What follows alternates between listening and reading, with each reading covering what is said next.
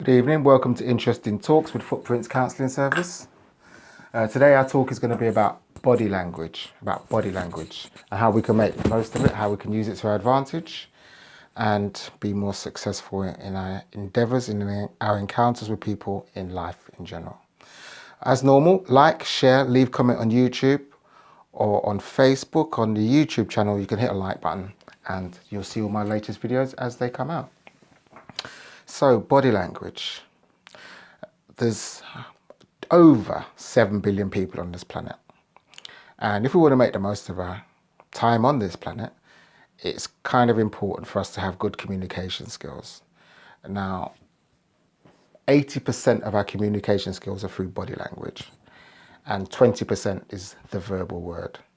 So basically, when you're talking to people, the most thing that they're paying attention to is your body language. Subconsciously, they're not doing it consciously, but you can use conscious thought to control your body language. Like if I do this, as I'm doing it now, and I'm very conscious that I'm doing it, that's a closed posture. This is an open posture.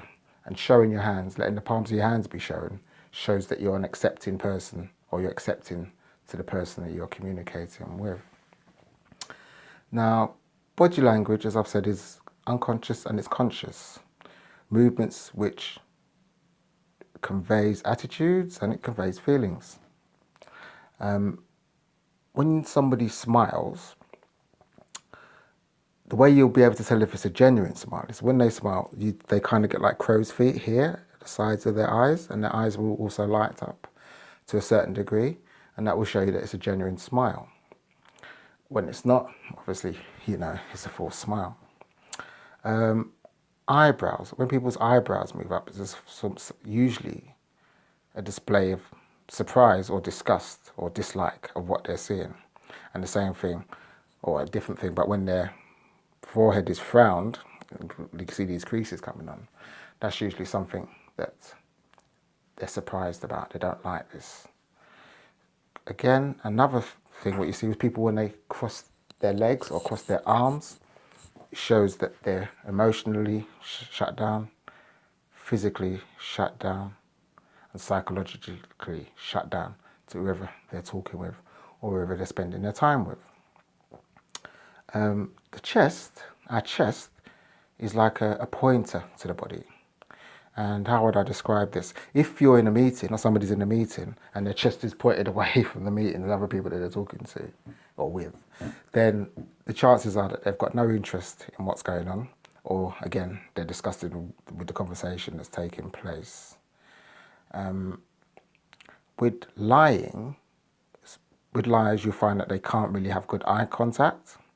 And when they look to the right with their eyes, like looking up to the right with their eyes, what they're looking into is their imagination, the part of their brain where it's imagination.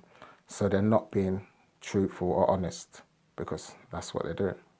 They're creating a story out of their imagination rather than just going with the facts as what they were or are.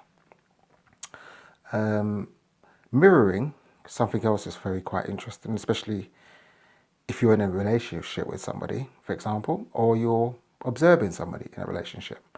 Now, mirroring acts like this. So if somebody's got, two people sitting down having a meal together, that'd be an easy scenario to explain it with. If she picks up her cup, you pick up yours. She fiddles with her knife and fork, you fiddle with yours. She leans forward, you lean forward. She leans back, you lean back. If you observe this in a restaurant, you'll know that that couple are getting on well and that they're enjoying themselves, and it's a good relationship. So now you know that little skill. Again, that's something that you'll be able to look out for. Also, when people are lying, going back to lying, you'll see that they do this, licking their lips.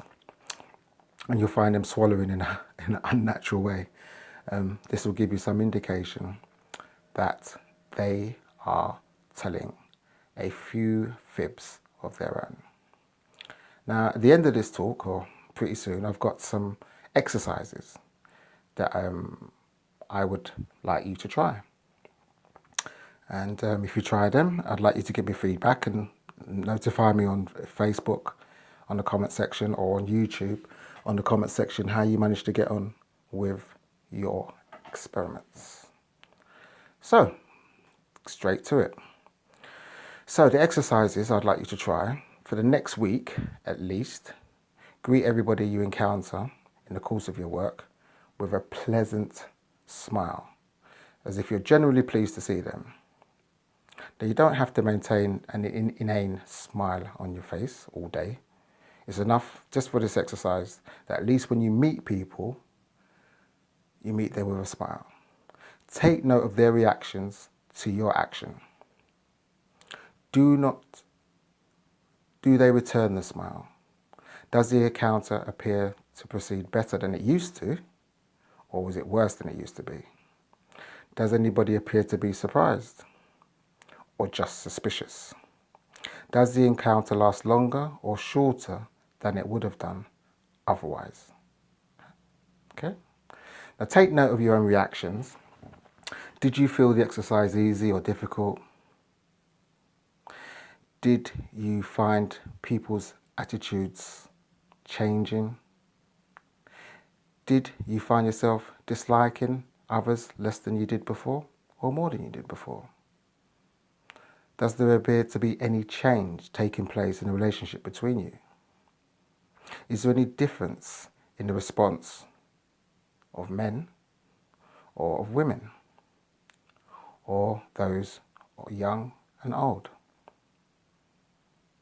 What was the difference between your superiors, your colleagues, your subordinates, and your fellow co-workers where you work? Or customers or clients could also be that. Now try to keep a written or a taped record of their reactions. And then afterwards, review the exercise. So I'll do a quick review now, but you need to do the exercise really before you review it yourself, obviously. And of course, as I said, leave comments and what you think and how it worked for you or it didn't work for you in the comments section. So the review is, you will probably have noticed that some of the following points. Most people will have returned your greeting smile, because you smile with people, to be quite honest, they have to be quite miserable not to smile back. But we know they're there. So, but let me know, did they smile back with you? I expect that they would have done. Most encounters would have proceeded much more smoothly than normal. Some people, those with whom you have a relationship or mutual dislike, because at work we do have people we dislike, will have been surprised, some with suspicion and thinking, what's she or he up to? Now, funny enough, women tend to respond quicker and more favourably than men if it's a man doing it.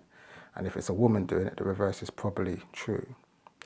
Also, we tend to find that younger people tend to respond more readily than older people. So now that you know more about body language, what are you going to do to take advantage of one of your new skills? So feel free to leave comments. Let me know. I'm really interested in getting some feedback on this one to see how it works for people. Now, to recap, just some of the key points is, when people are lying to you, they tend to look to the right. They're prepared to lick their lips. They might swallow uncomfortably. When people are crossing their legs or crossing their arms around you, they're usually locking you off emotionally, physically, and psychologically. People, when they are frowning, usually they're quite disgusted or disappointed with something. And, you know, if people turn their body away from you in a meeting, or even just in general, because like it happens on buses or on public transport, chances are they don't really like you, just from the way you look. So, to draw a conclusion to this talk on body language and how to apply it and make the most of it for yourself, please take care of yourself. Share this video with anybody you think you'll find it useful, and try your best to stay positive. Take care for now. Bye.